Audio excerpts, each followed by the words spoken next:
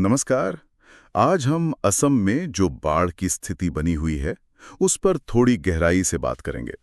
हमारे पास एक छोटा सा अपडेट है जिसका शीर्षक है असम बाढ़, 3 लाख लोग प्रभावित, बचाव जारी।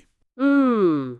तो आइए इसी जानकारी के आधार पर समझने की कोशिश करते हैं कि असम में इस वक्त क्या चल रहा है और इसका असर कितना गहरा है। सबसे पहली बात जो ध्यान खींचती है वो है ये आंकड़ा, 3 लाख लोग प्रभावित। हाँ, 3 लाख। ये सिर्फ एक नंबर नहीं है, इसके पीछे लाखों जिंदगियां हैं, कहानियां हैं। बिल्कुल, और ये तो शुरुआती जानकारी लगती है। सही कह रहे हैं। असल में जमीनी स्तर पर संख्या अक्सर इससे कहीं ज्यादा होती है। और प्रभावित होने का मतलब सिर्फ घर छूटना नहीं होता, मतलब पीने का पानी, खाना, रहने की सुरक्षित जगह, वो सब एक बड़ी चुनौती बन जाता है। और ये संकट सिर्फ कुछ इलाकों तक सीमित नहीं है। अपडेट में साफ लिखा है कि 11 जिलों में स्थिति गंभीर है। 11? जी, 11 जिले। ये दिखाता है कि बाढ़ का फैलाव कितना ज्यादा है।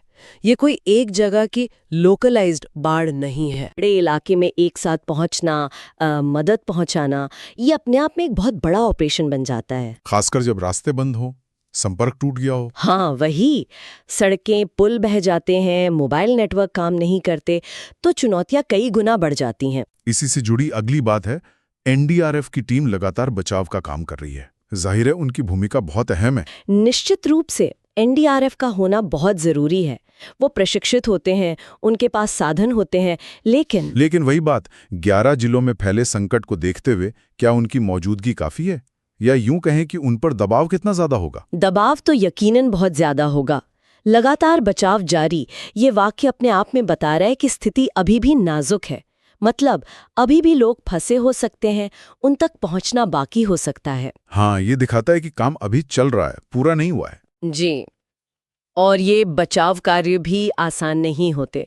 बाढ़ के पानी में, मुश्किल हालात में अपनी जान जोखिम में डालकर वो काम करते हैं। इन सब मुश्किलों और सरकारी प्रयासों के बीच अपडेट में एक और चीज़ है, असम के लिए प्रार्थना करो। संभवतः ये मुझे थोड़ा अलग लगा। हाँ, ये मानवीय पहलू है।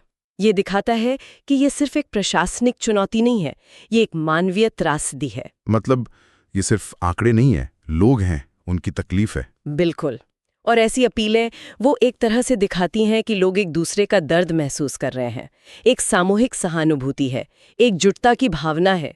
ये याद दिलाता है कि संकट के समय में हम सब एक हैं। सही कहा। तो अगर हम पूरी तस्वीर को एक साथ रखें, असम में भीषण बाढ़, लाखों लोग प्रभावित, एक बड़ा भौगोलिक क्षेत्र यानी 11 जिले गंभीर स्थिति में, बचाव कार्य जारी हैं, एनडीआरएफ टीमें लगी हुई हैं, लेकिन चुनौतियां बहुत हैं। और साथ ही लोगों की तरफ से चिंता और प्रार्थनाएं भी हैं। हाँ, ये सारी जानकारी हमें एक अहम मुद्दे पर सोचने को मजबूर करती है। वो क्या? वो ये कि देखिए, हम जानते हैं कि असम जैसे एक क्षेत्र बाढ़ के प्रति काफी संवेदनशील है। ये हर साल की कहानी बन जाती है, कम या ज्यादा। तो सवाल ये उठता है कि क्या हमारी जो तैयारी है, जो आपदा प्रबंधन की व्यवस्था है, वो इतने बड़े पैमाने की आपदा से निपटने के लिए वाकई काफी है? ये एक जरूरी सवाल है। मतलब क्या हम सिर्फ प्रतिक्रिया देने तक सीमित हैं या हम इससे बचने के लिए, इसके प्रभाव को कम करने के लिए भी कुछ ठोस कर रहे हैं? बिल्कुल। क्या हमारी पूर्व चेतावनी प्रणाली, हमारे तटबंध, हमारे राहत शिविर, हमारी नीतियां, क्या वो सब भविष्य की ऐसी चुनौतियों के लिए तैयार हैं? ये घटना हमें इस पर गंभीरता से सोचने का एक और मौका देती है। सही है, इस पर वाकई विचार करने की जरूरत है। खैर, आज के लिए इतना ही। जो जानकारी हमारे पास थी हमने उसे समझने की कोशिश की। जी, उम्मीद है स्थिति जल्द बेहतर होगी।